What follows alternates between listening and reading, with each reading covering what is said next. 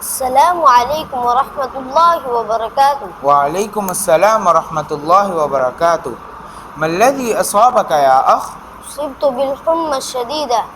منذ متى وأنت مريض؟ أنا مريض منذ البارحة. ماذا تناولت في العشاء؟ تناولت طعاما عاديا وخفيفا. افتح فاك وضع مقياس الحرارة تحت لسانك. يا حضرة الدكتور، أشعر بالبرودة أيضا. هل أصبت بالسعال؟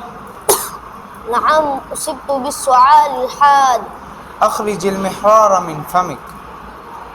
كم بلغت درجة الحرارة يا حضرة الدكتور؟ بلغت درجة الحرارة 104. أصبت بالرشح أيضا.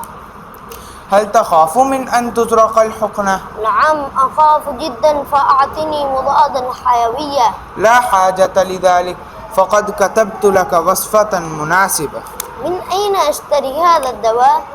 يمكنك أن تشتري من الصيدلية. شكرا لك يا دكتور. لا شكر على الواجب، وقد قمت بواجبي. إلى اللقاء يا أخي. في أمان الله.